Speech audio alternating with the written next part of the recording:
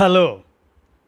కానమూకు కథావచనం మోహనవచనం పరిజ్ఞాన హితభాండం నిత్య చదువరి శ్రోతలకు ఆహ్వానం. నమస్కారం. చదవదగునెవరు రాసిన తదుపరి చదివిన వెంటనే మరువక పలువురికి వినిపింపబూనిన అది ఏ పరిజ్ఞాన హితభాండమవుపో మహిళ మోహనవచనమై విరాజిల్లు. పరిజ్ఞాన హితభాండం లక్ష్యం ప్రతివారీ సమాచార హక్కు, తెలుసుకునే హక్కు సైతం జీవించే హక్కుతో సమానం. ఆస్ఫూర్తితోనే ఇప్పుడు కానమూకు కథావచనం మోహనవచనం సమకాలీన కథా సందేశం ఈ శీర్షికన వాడపల్లి పూర్ణకామేశ్వరి విరచిత కథ కైతవ భంజని అనేటువంటి దాన్ని ఇప్పుడు మన కానమూకు కథావచనం శ్రోతలకు మీ కానమూకు స్వరంలో వినిపిస్తాను. వినండి. కానమూకు కథావచనం మోహనవచనం సమకాలీన కథా సందేశం శీర్షికన కైతవ భంజని. ఇక వినండి. వాడపల్లి పూర్ణకామేశ్వరి విరచిత కథ. ఇక కథలోకి ప్రవేశిద్దాం. నేనే ఎందుకు అన్న నీలి చూపుల్లో శూన్యం గడ్డు కట్టుకుపోయింది.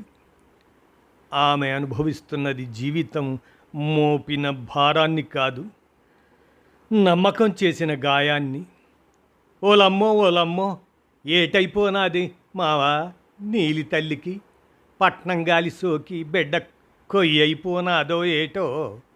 ఆ చదువులు మనకొద్దయ్యా అంటే నా మాట ఎన్నావు కాదు. ఇప్పుడేటైపోనాదో చూడు. లబోదిబోమంటుంది సీతాలు. నువ్వు ఊరికే కంగారు పడిపోక. సీతాలు ఒట్టి మడిసి కాదు కదా, ఒంట్లో కాస్త నలతగా ఉంటుంది మరి అని సర్ది చెప్పాడు రంగడు. సీతాలను ఓదారుస్తున్నాడే కానీ కళ్ళెదుటే శిలలా మారిన కన్నబిడ్డను చూసి రంగడు తట్టుకోలేకపోతున్నాడు. గాలికొండ పొలిమేర దాటని పచ్చని అమాయకత్వం నీలిది. వెదురు బుట్టలే ప్రపంచంగా బతికే రంగడు, సీతాలు ఆ దంపతులకు లేక లేక కలిగిన ప్రాణం నీలి. కంటికి రెప్పలా కాపాడుకున్న తమ బిడ్డను ఏ పట్నం గాలి ఇలా మార్చేసిందో అర్థం కాక ఆ తండ్రి గుండె తరుక్కుపోతుంది. గొప్ప చదువుల కల నెరవేరిందని మురిసిపోయేలోపే కల్లా కపటం ఎరుగని బిడ్డ చూలాలుగా తిరిగి వచ్చింది. ఆ వార్తకు సంబరపడాలో ఆమెలోని ఆ నిర్జీవ శూన్యాన్ని చూసి ఏడవాలో తెలియని స్థితి. ఆ పాత రోజులు మళ్ళీ రావేటే అంటూ రంగడు భారంగా నిట్టూర్చాడు. చదివిత్తా పిల్లను పెద్ద ఆఫీసర్ చేసేస్తానంటూ ఓ ఇదైపోతున్నావు. ఏటి బయలంపించేసాటేమిటి మీ పట్నం చదువులంటే మాట్లాడి చెప్తూ దాన్ని నా చేతి కిందెట్టుకొని బుట్టలమ్మితే బొవ్వకి గింజలొద్దునుగా అందా నిలదీసింది సీతాలు. అలాగనకే సీతాలు, మన బతుకులెట్టా లోయలోనే ఇంకిపోవాలేటే. బడికెళ్ళి అది 2 ముక్కలు చదువుకుంటే రేపు మనము ప్రపంచకాన్ని చూడవేటి, అప్పుడు కట్టాలని తీరిపోవేటి. ఆఫీసర్ చేసేస్తావు. ఆఫీసర్ అంటే ఊరికే అయిపోతారు. అదేటి ఊరికే ఎందుకేటి, సంపాదిస్తానుగా. రేపు అరకు సంతకందా. మొన్న అడవిలోకి వెళ్ళి తెచ్చిన తేనె పంట పసుపు కొమ్మలో ఆమె తెచ్చిన సొమ్ముతో పలకా బలపం చేతికిచ్చి బడికి పంపిద్దాం దాన్ని చదువయ్యేదాకా. అట్టాగేను అన్నాడు. అన్నట్టుగానే డిగ్రీ వరకు చదివించారు. ఇంత చదివించి ఇల్లిక్కడే కూకోబెడితే ఏమొస్తుంది? పట్నం రాటిపోట్లకి నలిగితేనే కదా ఆఫీసర్ అంతటి పదవి చేతికొచ్చేది. దాన్ని పట్నం పంపాల్సిందే అని నిశ్చయించుకున్నాడు రంగడు. నీలి తల్లి, నువ్వేటి తెలియని పిచ్చి మా తల్లివి. అక్కడ ఎట్ట నెగ్గుకొస్తావో ఏటో, జాగ్రత్తగా ఉండమే కళ్ళొత్తుకుంటూ చెప్పి సాగనంపింది సీతాలు. హైదరాబాద్ మహానగరానికి బయలువెళ్ళిపోతున్న నీలి తల్లికి ధైర్యం చెప్పాడు రంగడు. మంచి హాస్టల్ దొరికిందమ్మా. ఇక్కడ జ్యోతక్క అని మా హాస్టల్ను నడుపుతారు. ఆవిడ నన్ను ఎంత బాగా చూసుకుంటున్నారో తెలుసా? మీరేం బెంగెట్టుకోకండి. అమ్మతో ఫోన్లో మాట్లాడినంతసేపు ఆ జ్యోతి గురించే చెప్పింది నీలి. దాని మాట ఎంత తేటగా ఉండేదోటి. పట్నం అంటే అదే మరి, మన మట్టి బతుకులు లాగేటి అని మురిసిపోయింది సీతాలు. దానికో చల్లని నీడ, చేతికి పని రెండు దొరికేశాయి. ఆ గంగమ్మ తల్లికి సలవ చేస్తానని మొక్కున్నాను. ఏటి వినిపించుకున్నావా నేదా? వినిపించుకున్నానులే సీతాలో, అలాగే కానిద్దామే మురిపెంగా అన్నాడు రంగడు. పెద్ద ఉద్యోగం సంపాదిస్తానంటూ పట్నం వచ్చిన నాకు తెలిసిన చోట ఇప్పించడమే కాక ఇక్కడ నిలదొక్కుకోవటం, భాష, మంచి చెడులు అన్నీ తోబుట్టులా నేర్పుతున్నావు. నీ మేలు ఎన్నటికి మరిసిపోనక్క అంటూ కన్నీటి పర్యంతమైంది నీలి. నీ పెళ్ళికి మంచి పట్టుచీర పెడదువు గానిలే, అక్కడితో రుణం తీరుతుంది నవ్వుతూ అంది జ్యోతి. 2 ఏళ్ల కాలం గిర్రం తిరిగిపోయింది. నీలి ఊరికి డబ్బు పంపడం, కూతురు ఎదుగుదలను చూసి తల్లిదండ్రులు మురిసిపోవటం జరుగుతున్నాయి. నీకో మంచి సంబంధం చూశాను. మీ అమ్మా నాన్నలతో మాట్లాడి అందరికీ అంగీకారం అయితే చేసుకుంటావా అని అడిగింది జ్యోతి నీలిని. పెళ్ళా? నాకా? అంత ఆశ్చర్యం ఎందుకు? నీకు 24 ఏళ్ళు వచ్చాయి. ఇవాళో రేపో మీ అమ్మా నాన్నలు నీకో సంబంధం చూసి పెళ్లి చేయాల్సిందేగా. నా ఇరుకలో మంచి వ్యక్తి ఉన్నాడు. పెద్ద కంపెనీలో ఏరియా మేనేజర్గా చేస్తున్నాడు. 2 చేతులా సంపాదిస్తున్నాడు. నీకిష్టమైతే మీ వాళ్ళతో మాట్లాడతాను అని వివరించింది జ్యోతి. చెప్పింది నీలికి. నువ్వేం చెప్పినా నా మంచికేగా అక్క. నువ్వు అనుకున్నట్టే అమ్మా నాన్నలతో మాట్లాడు అని అన్నది నీలి. అలా అన్న తడవే మాటలు ఒకరినొకరు చూసుకునే ఏర్పాట్లు జరిగిపోయాయి. చూడ్డానికి పెద్దగా అనిపిస్తున్నారు, నసిగింది నీలి. అదేం లేదు నీలి, మహా అయితే 8 ఏళ్ళ తేడా ఉంటుంది. మంచి వ్యక్తి దొరకటమే కష్టం. అలాంటిది ఇంత గొప్ప సంబంధం వదులుకోవటం తెలివైన పని కాదు. అతడితో నీ జీవితం సంతోషంగా సాగుతుంది అంటూ నచ్చజెప్తూ ఒప్పించేసింది జ్యోతి నీలిని. 2 వైపులా ఖర్చు తనే పెట్టుకున్నాడు శ్రీధర్. అంగరంగ వైభవంగా పెళ్లి జరుగుతోంది.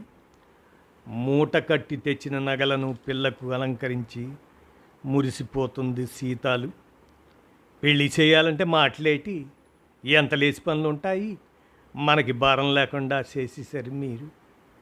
అల్లుడు గారిని చూసి సంబరపడిపోతూ అన్నాడు రంగడు. శ్రీధర్ ఆఫీస్ అంతా పెళ్ళికి వచ్చారు. ఆ వైభవం చూసి తల్లిదండ్రులు మురిసిపోయారు. ఏమైనా నీలి అదృష్టవంతురాలు మామ, మంచి కుటుంబంలో పడ్డాది. అల్లుడు గోరి పిన్ని బాబాయిలు కూడా ఎంతో ప్రేమగా చూస్తున్నారు అని సీతాలు మురిపెంగా అన్నది. అక్కేది ఎక్కడా కనిపించదే?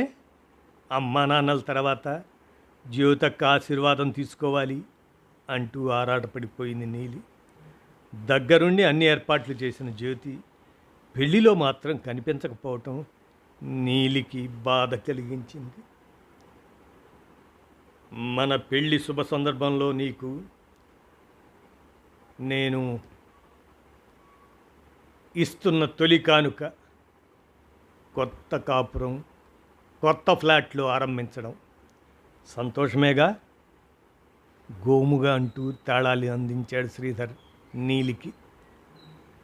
ఒక్క సంతోషమేనా, పూర్తి సంతృప్తి కూడా. అక్కయ్య పుణ్యమా అని నాకన్నీ మంచిగానే జరిగాయి. ఈ హైదరాబాదు వాతావరణంలో ఎలా స్థిరపడతానో అని బెంగ పెట్టుకున్న సమయంలో జ్యోతక్క పరిచయం అవ్వటం నేను ఏ జన్మలోనో చేసుకున్న సుకృతంగా భావిస్తున్నాను అంటూ అతడి గుండెలపైన ఒరిగిపోతూ అంది నీలి. 6 నెలల కాలం కాలచక్రం ఇట్టే తిరిగిపోయింది. ఏమండి, మీరు తండ్రి కాబోతున్నారు అని భర్తతో శుభవార్త చెప్పింది నీలి. ఎంతటి చల్లటి వార్త చెప్పావు, నాకెంతో సంతోషంగా ఉందో తెలుసా, ఎగిరి గంతేసినంత పని అని అన్నాడు శ్రీధర్. వెంటనే డాక్టర్కి చూపించి అన్ని సౌకర్యాలు ఏర్పరిచాడు. అలా రోజులు గడుస్తున్నాయి. నీలికి 4 నెలలు నిండాయి. శ్రీధర్ మునపట్ల ఇంటికి రావట్లేదు. సాయంకాలాలు రాకపోవటం, ఆదివారాలు కూడా ఇంట్లో ఉండకపోవటం నీలిని బాధ పెట్టసాగాయి. ఆలోచనల్లో పడింది నీలి. శ్రీధర్ మానేయమనగానే ఆ వేళ ఉద్యోగం మానేయకుండా ఉండాల్సింది. నన్ను కష్టపడవద్దంటున్నాడని భ్రమపడ్డాను. పొరపాటు చేశానా అంటూ అంతరాత్మను ప్రశ్నించుకుంది నీలి. వెంటనే శ్రీధర్ ఆఫీస్కి ఫోన్ చేసింది నీలి. హలో, ఎవరండి? నేను నీలి, మిస్సెస్ శ్రీధర్ని. సార్ ఆఫీస్లో ఉన్నారా? ఆయన ఎప్పుడో వెళ్ళిపోయారు, బహుశా ఆ ఇంటికి వెళ్ళుంటారు మేడం అంటూ బదులిచ్చాడు ఫ్యూను. ఆ ఇల్లంటే? అదేనండి, పెద్దిల్లు, సుధా కాలనీ, 2వ వీధిలోది. అక్కడికి ఫోన్ చేసి చూడండి అని అవతల నుంచి చెప్పి ఫోన్ పెట్టేశాడు. నాతో మాట్లాడుతున్నానన్న జంకైనా లేకుండా అలా పెద్దిల్లు అని చెప్తున్నాడేంటి? నీలి బాధకు అయోమయం తోడైంది. ఒంటరిగా నిస్తేజంగా అడుగులు వేస్తూ సుధా కాలనీకి దారి తీసింది. అది సుధా కాలనీ. శ్రీధర్ అని రాసి ఉన్న ఇంటి తలుపులు తెరిచే ఉన్నాయి. లోనికి ప్రవేశించింది నీలి. అందంగా మర్చిన ఇల్లు, సోఫాల పక్కనే బొమ్మల షోకేసు, యజమానుల పెళ్లి ఫోటో. తేరిపారా చూస్తున్న నీలి చూపులు ఆ ఫోటో దగ్గరే ఆగాయి. ఒక్కసారి విస్తుపోయింది. సూటు బూటులోని పెళ్లి కొడుకు తన భర్త, పక్కనే పెళ్లి కూతురు అలంకరణలో ఉంది జ్యోతి. అంటే జ్యోతక్క భర్త ఇప్పుడు నా కళ్ళు తిరిగినంత పనైంది నీలికి. లోపల నుంచి వచ్చిన వంట మనిషి ఎవరు అని అడిగినా మాట్లాడడానికి ఏమీ లేక నీరుగారిన నీలి అక్కడి నుండి నిష్క్రమించింది. దుఃఖాన్ని మింగుతూ దిగమింగుతూ రైల్వే స్టేషన్ చేరుకుంది నీలి. పుట్టింటికి వెళ్ళాలని ప్రయాణమైందే కానీ మనస్సు నిండా సంక్లిష్ట ప్రశ్నలే. ఇప్పుడు అమ్మా నాన్నలకు, నా కడుపులో పెరుగుతున్న బిడ్డకు నేనేం సమాధానం చెప్పాలి? అగమ్య గోచరమైన నా భవిష్యత్తుకు దారేది? చిక్కు ప్రశ్నలకు సమాధానాలు దొరకలేదు. పుట్టింటికి చేరుకుంది. అలసి వచ్చిన బిడ్డను అక్కున చేర్చుకున్నారు సీతాలు, రంగడు. ఒట్టి మనిషి కాదు గందా, కూసంత విశ్రాంతిగా ఉంటాదని పంపించేసినారు గామల అల్లుడు గారు.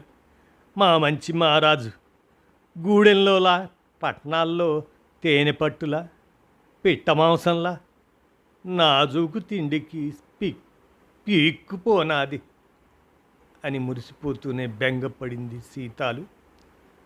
మోసపోయామన్న విషయం విని తల్లిదండ్రులు తట్టుకోలేరు. గుండె పగిలి చచ్చిపోతారు. అగ్నిపర్వతాన్ని తన గుండెల్లోనే మోసింది నీలి. ఎన్నో రాత్రులు నిద్ర పట్టక నీరుగారిపోయింది. తీవ్ర ఆలోచనలోంచి తేరుకోవడానికి 4 రోజులు పట్టింది. వాస్తవంలోకి వచ్చింది. ఏదో మెరుపు మెరిసి కర్తవ్యం బోధపడింది. జ్యోతికి ఫోన్ చేసింది. హలో అక్క, ఎందుకు ఇలా చేశావు? నన్ను మోసం చేయాలని ఎందుకు అనిపించింది? ఓ నీలి, ఇందులో మోసమేముంది? నీ గూడెం అందచందాలకి, చచ్చు తెలివితేటలకి ఇంతకంటే మంచి సంబంధం వస్తుందా? నేను కాబట్టి నీకు ఇంత సాయం చేశాను. లేకపోతే అడుగు తినేవాడెవడో దొరికేవాడు అంటూ కటువుగా అంది అవతల నుంచి జ్యోతి. నేను చేసుకోబోతున్నది నీ భర్తనే అని నాకు చెప్పకపోవటం మోసం కాదా అక్క?